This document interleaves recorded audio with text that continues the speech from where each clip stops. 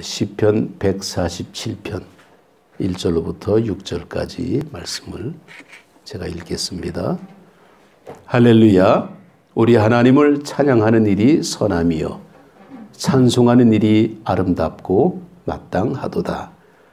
여호와께서 예루살렘을 세우시며 이스라엘의 흩어진 자를 모으시며 상심한 자들을 고치시며 그들의 상처를 싸매시는도다. 그가 별들의 수요를 세시고 그것들을 다 이름대로 부르시는도다. 우리 주는 위대하시며 능력이 많으시며 그의 지혜가 무궁하시도다. 여호와께서 겸손한 자들을 붙드시고 악인들은 땅에 엎드러뜨리시리로다. 아멘. 아멘. 네, 할렐루야. 네, 고맙습니다. 벌써 11월 첫째 주를 맞이합니다. 이제는 완연한 가을 분위기가 나고 거리의 그 가로수들이 다 이제 단풍들이 참 예쁘게 들었더라고요. 작년 연초부터 시작된 코로나로 인해서 모든 생활이 다 이렇게 스톱됐죠. 교회도 그렇고 확진자들이 막 나오면서 많은 그런 그 어려움들이 있었습니다. 또 어제도 그 나주에서 그 확진자들이 많이 발생이 됐다 그런 뉴스가 참 우리를 힘들게 하더라고요. 또 오늘도 이렇게 그 문자가 오는 거 보니까 여전히 확진자가 또 나오더라고요. 참 지금 위드 코로나라고 단계적 일상 회복 1단계. 이제 어차피 이 코로나를 우리가 다 박멸하기가 어려우면 어느 정도 이제 방역 체제를 갖추고 같이 살아갈 수밖에 없는 그런 이제 단계로 접어들고 있습니다.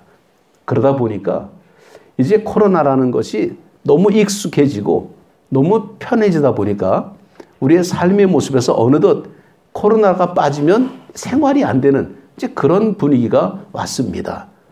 그러다 보니까 그와 반대로 하나님 앞에 감사할 이유를 점점 상실하고 있다라는 거죠. 연례적으로 보게 되면 11월 셋째 주가 추수감사주일입니다. 사실 우리나라에서 11월 셋째 주를 추수감사주일로 지키는 것은 우리나라에 복음을 전해줬던 미국 선교사들의 영향 때문에 11월 셋째 주로. 그래서 미국은 11월 셋째 주 목요일이 땡스기빙 데이라 그래가지고 추수감사입니다. 미국도 지금 추수감사를 이제 아름답게 준비하고 있죠. 근데 본래 추수감사의 의미는 정말 한 해 농사를 잘 짓고 정말 하나님 앞에 많은 그런 이 곡식들 추수한 걸 가지고 감사하는 그런 모습인데 오늘 읽은 이 시편 147편에 정말 1절부터 원래는 20절까지를 읽어야 되지만은 이 내용은 우리가 이 어느 시대에 이 글이 기록이 되는가 하면 느헤미야 시대에 기록이 된 겁니다. 느헤미야 시대는 뭡니까? 이스라엘 민족이 바벨론에 포로로 끌려갔다가 귀환한 그때예요. 다시 예루살렘으로 돌아왔습니다.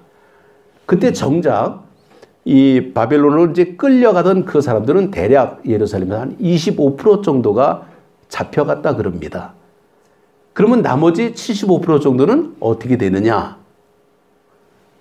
전쟁터에 죽고 불타 죽고 아니면 강제 노역을 당하고 정말 이리저리 끌려다니다 보니까 별로 그렇게 두각 나타날 만한 사람들이 거의 없었다라는 거예요. 남겨진 사람은 참 불쌍한 사람들이고 끌려간 사람도 불쌍한 사람들입니다. 그런데 그들이 예루살렘에 다시 돌아와서 하나님의 성전을 재건했죠. 물론 많은 우여곡절을 겪었지만은 스룹바벨을 통해서 또 에스라, 느헤미야 정말 하나님의 은혜 속에서 그들이 잠시 멈췄을 때에는 학개 선지자를 통해서 스가랴를 통해서 정말 강력하게 성전을 재건하라. 그래가지고 성전 재건을 하고 이제 곡식을 추수한 이후에 그들이 장막절을 지키게 됩니다.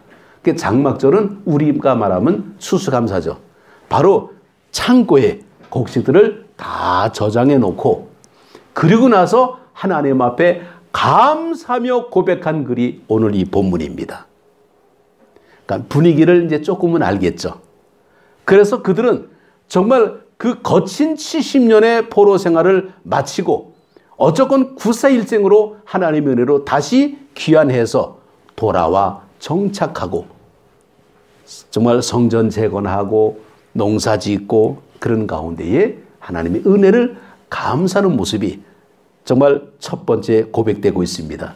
첫 마디가 할렐루야, 우리 하나님을 찬양하는 일이 선하며 찬송하는 일이 아름답고 마땅하도다. 할렐루야. 하나님을 찬양하는 일이 아름답고 마땅하도다.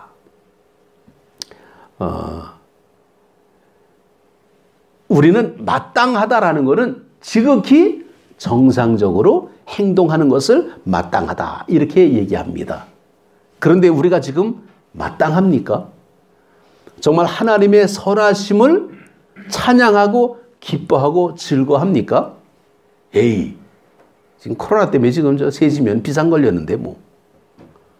늘 우리 현실은 불평과 불만과 뭔가 만족하지 못한 모습 속에서 그냥 버겁게 살다 보니까 이게 언젠가 모르게 지금 한 2년 정도 지금 우리가 지나면서 자꾸만 위축되고 그냥 이것이 타성에 젖어버리고 말았다라는 거예요. 그러다 보니까 점점 감사를 잃어버리고 있다라는 겁니다. 본질적으로 볼 때에 예수님께서 이 땅에 오신 이유가 뭐냐? 요한복음 10장에 보게 되면 10절에 도둑이 오는 것은 도둑질하고 죽이고 멸망시키려는 것뿐이요 내가 온 것은 양으로 생명을 얻게 하고 더 풍성히 얻게 하려는 것이라 라고 말씀합니다. 주님이 오신 이유는 뭡니까? 생명을 얻게 하고 더 풍성히 얻게 하려는 것이라. 우리가 하나님의 은혜로 정말 생명을 얻고 더 풍성히 얻는 것이 마땅한 일인데 이 마땅한 것을 우리는 자꾸만 그저 그러려니 하고 지나갈 때가 많아요. 밥을 먹으면서도 그냥 때 되니까 그냥 먹는 거지 뭐. 배고프니까 먹는 거지. 먹어야지. 그냥 이렇게 먹다 보니까 그냥 익숙해져 가지고 그냥 그렇게 지나가고 있습니다. 아니죠. 정말 이 햅쌀, 이제 추수한 쌀 가지고 밥을 맛있게 져서 딱 밥솥에서 나오는 그 밥 냄새가 탁 날 때 얼마나 좋은지 몰라요. 이게 밥 냄새. 그때 약간 시장기가 있었습니다. 입에 침이 살짝 돕니다. 밥을 먹으면서 김이 모락모락 날 때에 얼마나 기쁘고 좋은지. 정말 하나님 앞에 감사하는 모습을 너무나 당연한데 잊어버리고 산다라는 거예요. 늘 살다 보니까 그렇게 익숙해졌어. 이제 고마운 것도 익숙해졌어. 은혜도 익숙해졌어. 그냥 그러려니 오히려 안 익숙한 것이 더 화가 나는 일이죠. 이스라엘 백성들에게는요, 예루살렘 성전이 무너진 것이 한탄할 일이었어요. 왜? 망했기 때문에. 그런데 정말 더 중요한 거는 하나님의 영광이 떠난 게 더 심각했습니다. 하나님의 영광이 떠나니까 성은 무너질 수밖에 없다라는 거죠. 무너진 것에 한탄하고 탄식하고 불평할 것이 아니라 왜 하나님의 영광이 떠나갔는지를 좀 알아야 된다는 겁니다. 오늘 우리가 본문의 말씀을 보면서 정말 주님의 마음을 한번 우리가 되새겨봐야 돼. 내가 온 것은 양으로 생명을 얻게 하고 더 풍성히 얻게 하려는 것이라. 근데 지금 우리는 이런 주님의 마음을 헤아리고 있습니까? 영원한 삶, 정말 쇠하지 않는 삶, 상황을 뛰어넘는 현실과 상관없는 정말 하나님께서 우리에게 은혜를 주시는 그 모습을 우리는 반드시 회복해야 될 줄로 압니다. 그래서 오늘 본문의 말씀을 읽으면서 정말 이런 풍성한 하나님의 삶을 얻은 자들의 고백이 첫 마디가 할렐루야였습니다. 우리는 이 할렐루야를 자꾸 해야 돼. 의도적으로 해야 됩니다. 아니 기분 좋아가지고 할렐루야 하라 그러면 몇 번이나 하겠어요. 그냥 하는 겁니다. 그러다 보면 기분이 좋아지는 거예요. 왜? 찬양하라 하나님을. 이게 할렐루야거든. 할렐루야. 찬양하라 하나님을.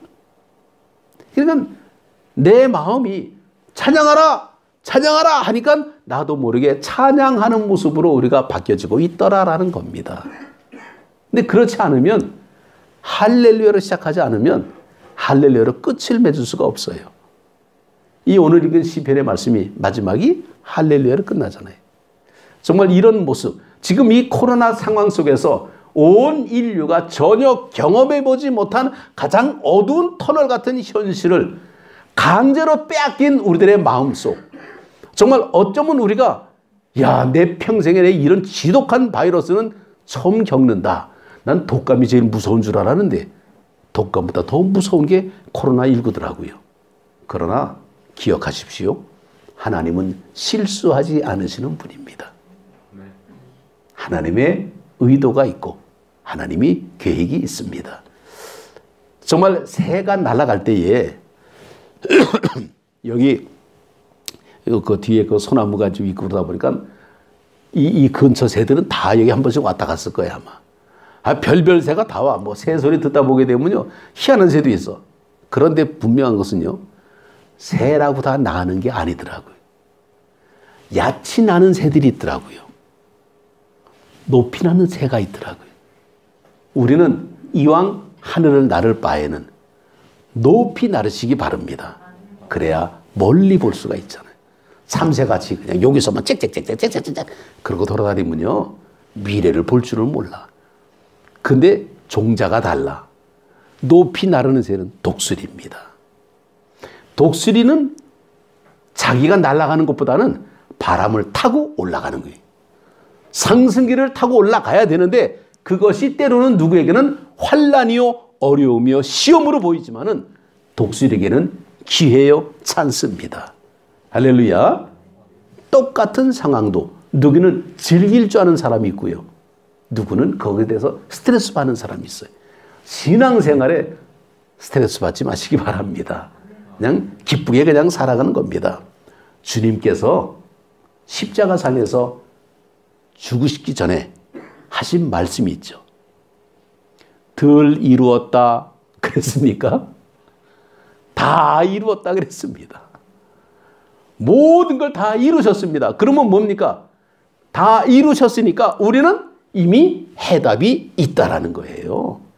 해답을 모르면 골치 아프고 문제를 풀어가려고 애쓰지만은 이미 주님이 다 이루었다 그랬으니까 주님 앞에 물어보면 답이 나오잖아요.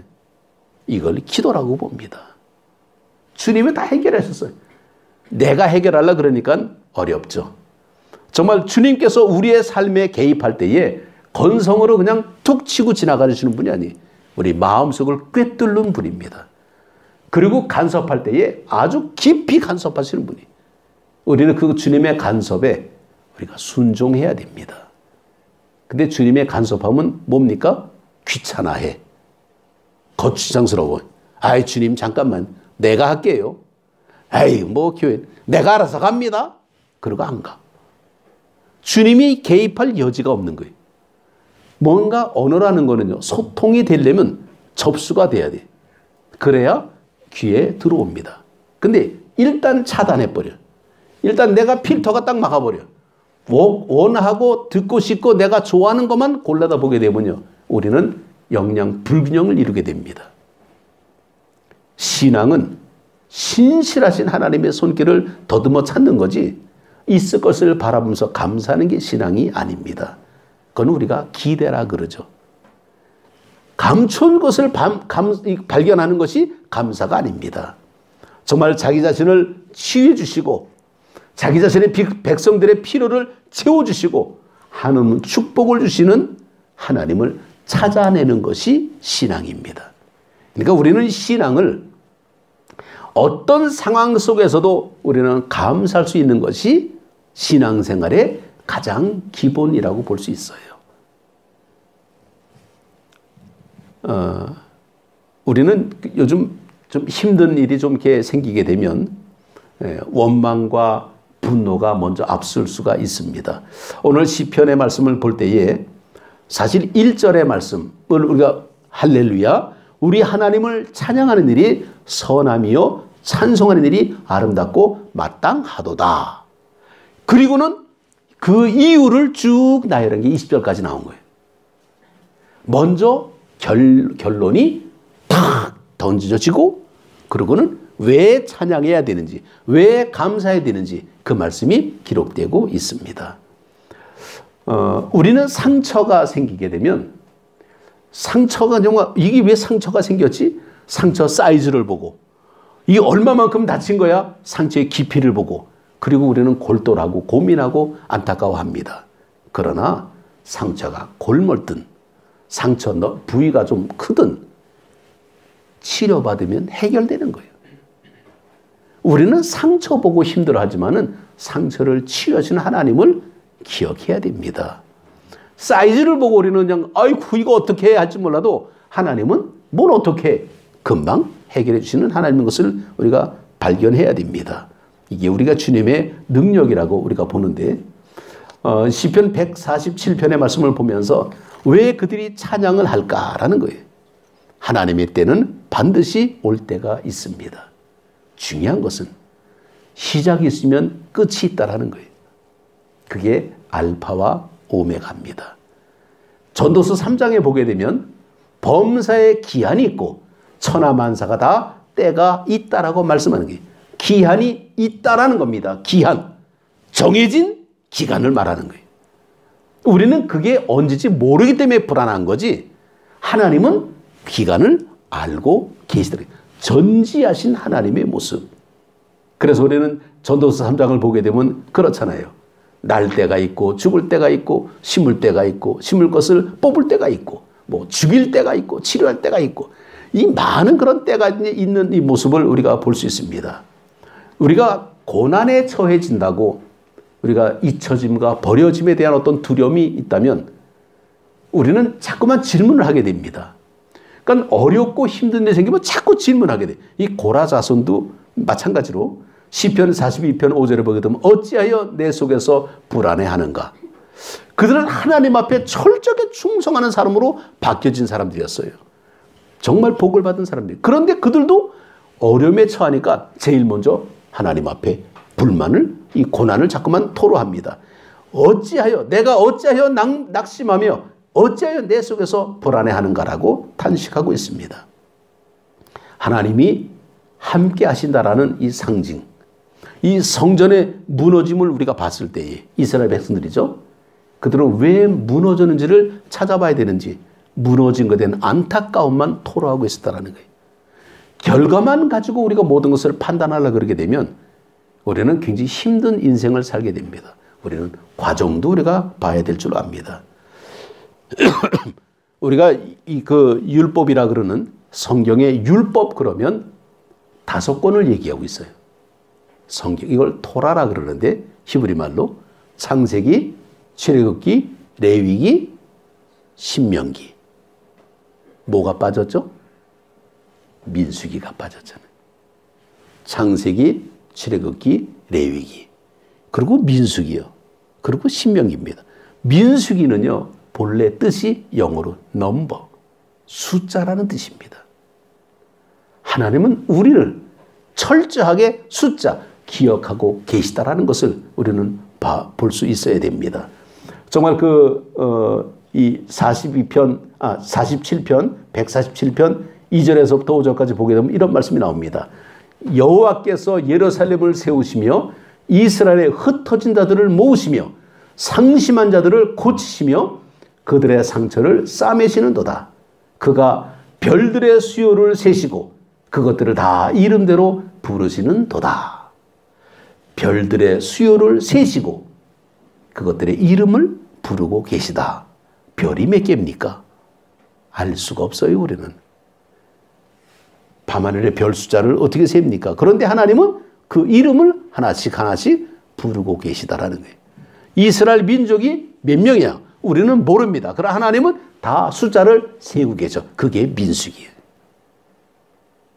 우리는 성경을 보면서 정말 하나님의 어떤 그 의도의 모습을 우리가 좀 찾아볼 때에 정말 별이 얼마나 많은지 모르는데 우리 인간의 영역 밖의 것도 하나님께서 이름을 부르고 계실 때에 하물며 하나님의 형상을 입은 사랑하는 자녀들을 모르고 계실까? 우리가 코로나19로 인해서 아파하고 힘들어할 때 주님께서 외면하고 계실까? 아니죠. 전에 그 코로나로 확진돼 갖고 예, 사망하신 분들에 대한 이야기들이 이제 많이 나오는데 병원에서 격리가 된다 그러죠. 임종할 때 근처도 못 갔다 그래요. 정말 요즘 말로 보게 되면 부모님이 임종하게 되면 손이라도 붙잡고 얼굴도 좀 한번 더 보고 좀 뭔가 좀 그런 애틋한 어떤 그런 모습이 있어야 되는데 완전히 차단돼가지고 격리돼가지고 가지도 못하고 보지도 못하고 그냥 소식만 기다리고 있는 거예요. 운명하셨습니다. 그러면 그때서 아이고 이게 무슨 비극입니까? 이게 코로나가 참 아주 잔인한 어떤 그런 그 모습이죠. 그러니까 우리는 그런 어떤 어두움의 어떤 그런 모습을 우리가 당하게 되면 굉장히 힘들어합니다. 정말 하나님 왜 이렇게까지 우리를 힘들게 하십니까? 라고 우리는 먼저 도전적인 어떤 그런 표현을 많이 쓸 때가 있죠. 참 이제 그런 그 모습들 우리가 그 신앙의 모습을 볼 때에 구름이 덮이는 것 우리가 이제 성경을 이제 다 이제 읽진 않았습니다만은 이게 8절에 보게 되면 이제 구름이 덮이는 그 모습이 나오죠. 구름이 덮인다. 그러면 구름이 덮이면 왜 어둠컴컴하게 구름이 덮입니까? 라고 얘기하는데 하나님은 비를 주시기 위해서 구름을 덮었다라는 거예요. 우리는 그걸 몰라. 그냥 어둠컴컴해지니까 아이고 왜 이렇게 불안하게 왜 이렇게 구름을 줍니까? 이렇게 이제 불평을 한다라는 겁니다. 우리를 외롭게 하시는 거는 좀 더 하나님을 향해서 문을 두드리라는 부르심이라고 우리가 이해할 수 있어야 됩니다. 그러니까 우리가 생각의 어떤 그런 착오가 하나님의 역사 하나하나를 바라볼 때에 하나님 우리를 위해서 해주시는데 우리는 자꾸만 그것을 이상하게 바라보고 있다는 거죠. 핸드폰 하나만 봐도 그래요. 정말 우리 시대에서 핸드폰이라는 것은 상상을 초월하는 일이었죠. 제가 어릴 때, 뭐 어릴 때도 아니요 사실. 뭐 목회 시작할 때도 해도 핸드폰 없었습니다. 그래서 우리 목회자들이 어디 이동을 하는데 연락이 안 돼 서로. 그래가지고 그냥 차를 놓치면 서로 잊어버려. 그래갖고 안 잊어버리려고 차에다가 깃발 꽂고 다니고 막 그랬는데 신호대기니 뭐니 이런 거에 걸려가지고 잃어버려. 제가 예전에 그 용인 지방에서 이제 목회자들 이제 어디 이제 그 모임이 있어가지고 가는데 점심 이제 식사를 이제 거기 가서 해야 되지만은 그 시골이기 때문에 이거 먹을 거를 제가 탄 차에다가 다 실었어요. 그때 저는 이제 좀 제가 연급이 좀 어렸었기 때문에 제가 운전을 했죠. 그러니까 내가 내 차에는 먹을 게 잔뜩 있는 거예요. 내 차에 몇몇 목사님들이 탔습니다. 그분들은 아무 걱정 없어. 근데 다른 차들은 인원만 많지 다 먹을 게 없는 차들이에요. 가다가 차 놓쳤습니다. 일부러 놓친 건 아닌데 그래서 그 우리가 찾아가고자 하는 그 교회에 전화에다 대고 전화하는데 전화가 안 돼. 연락도 안 돼. 우리는 밥 먹고 왔는데 다른 분들은 쫄쫄이 굶고 왔대. 이게 얼마나 큰 비극입니까?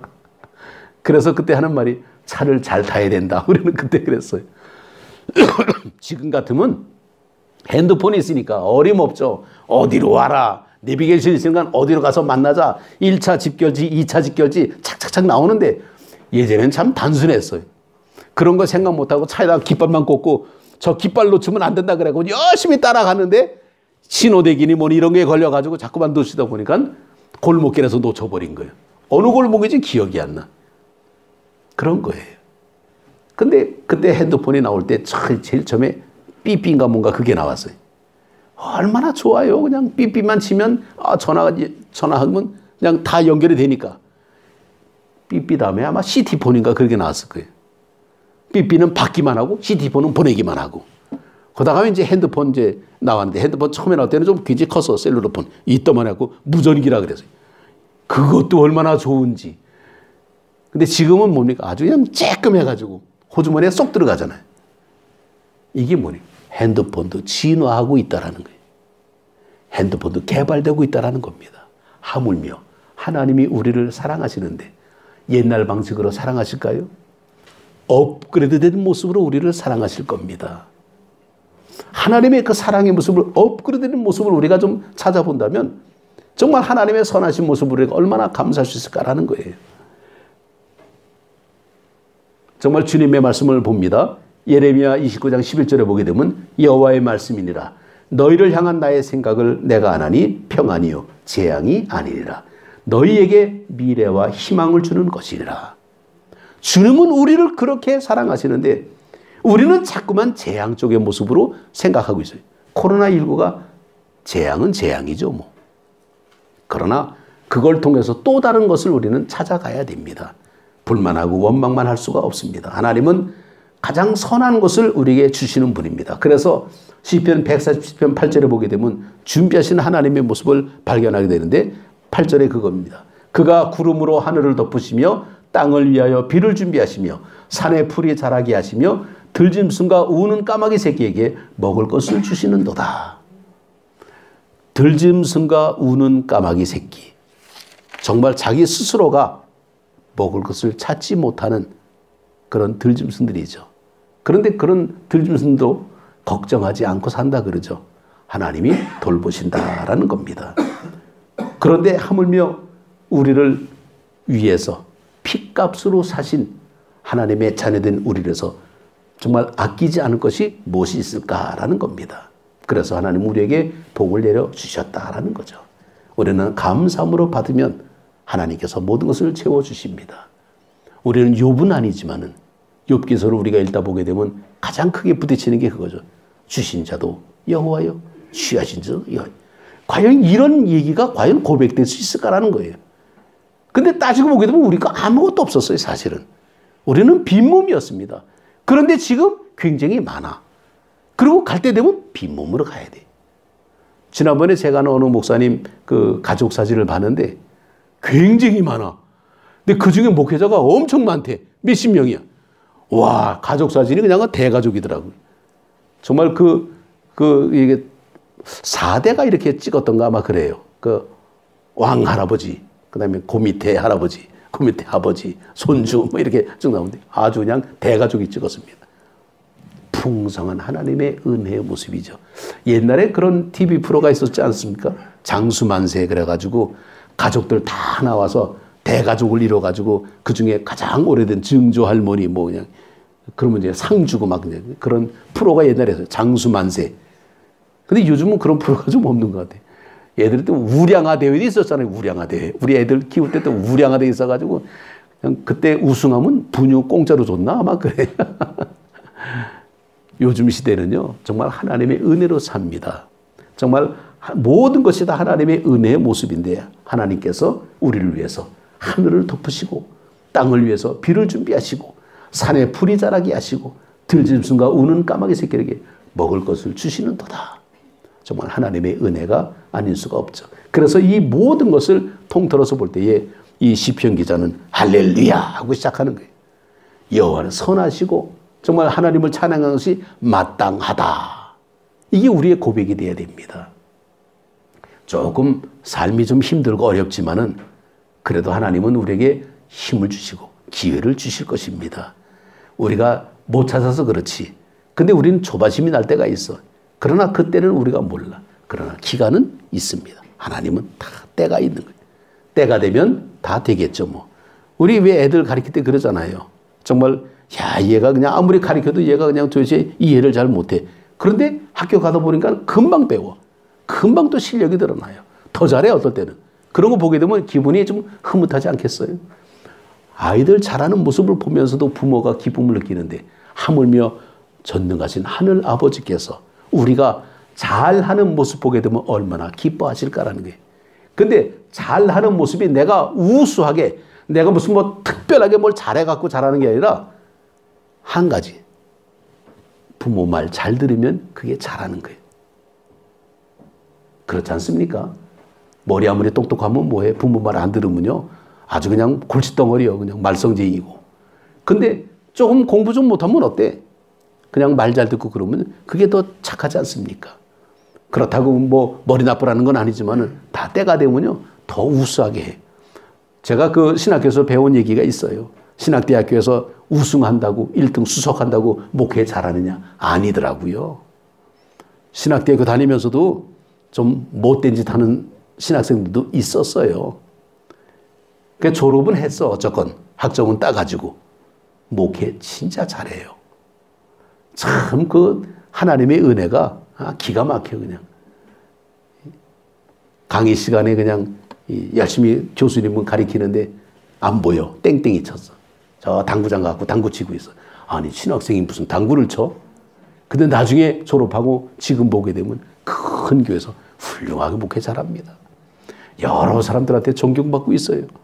그럼 그때 얘기하다 보면 껄껄 웃어. 아, 그때가 있었나요? 아닐 것 같은데? 다 알지, 우리는 과거를. 같이 공부했으니까. 근데 정말 그렇게 좋아. 그 모든 과정을 하나님이 어떻게 빚으셨는가라는 거예요.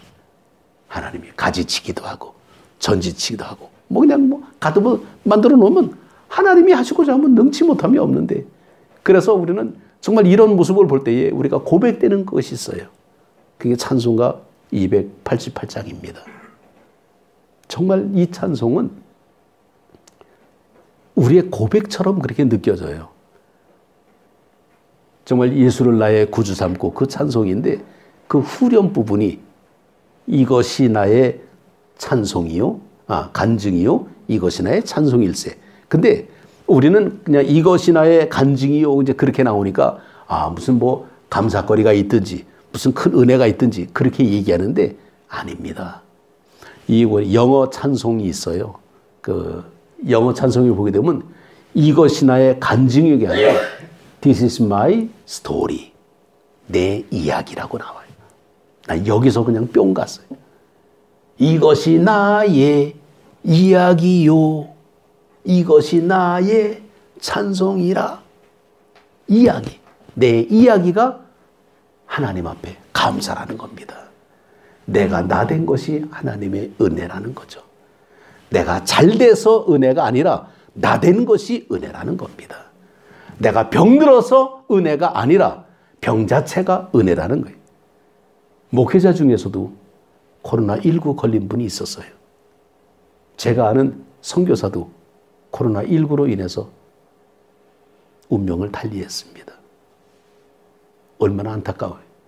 그런데 그 모든 과정을 통해서 볼 때 그것도 하나님의 섭리요, 하나님의 은혜였습니다. 살고 죽는 거 우리 뜻대로 되는 거 아니에요. 의사가 살려주는 거 아니더라고요. 하나님이 살려주면 사명이 남아있는 거고 하나님이 데려가면 천국에서 주님과 함께 있는 거예요. 우리는 살고 죽는 게 문제지만은 진짜 중요한 건 주님과 함께 하느냐가 중요한 거예요.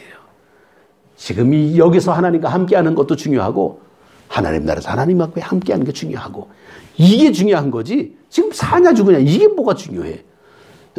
그러니까 구차하게 살 필요가 없다라는 겁니다. 멋있게 믿음으로 살자라는 거예요. 감사하며 살자라는 겁니다. 그게 구원의 우물들에서 물을 깃는 거예요. 우물들입니다. 하나만 있으면 떠나지 못하겠지. 근데 가는 곳마다 우물이 있네. 이 얼마나 할렐루야예요. 늘 날마다 새로운 것으로. 정말 기쁨의 삶의 모습은 그겁니다.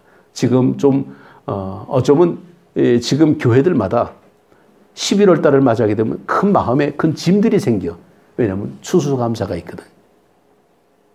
그런데 정말 우리가 감사 이유를 찾아보니까 모든 게 감사더라고요. 주눅 들을 필요도 없고 기껏 끌 필요도 없고 내게 주어진 이 모든 것이 하나님의 은혜구나. 주님께서 말씀합니다. 야곱아 너를 창조하신 여호와께서 지금 말씀하신 은혜라. 이스라엘아 너를 지으시니가 말씀하신 은혜라. 너는 두려워하지 말라. 내가 너를 구속하였고 내가 너를 지명하여 불렀나니 너는 내 것이라. 그러면 감사죠. 이사야 49장 16절에 보게 되면 내가 너를 내 손바닥에 새겼고 너의 성벽이 항상 내 앞에 있나니. 정말 주님께서 우리를 그렇게 손바닥에 새길 정도로 함께 하시겠다는 겁니다. 그러면 은혜죠. 이게 감사 아닙니까?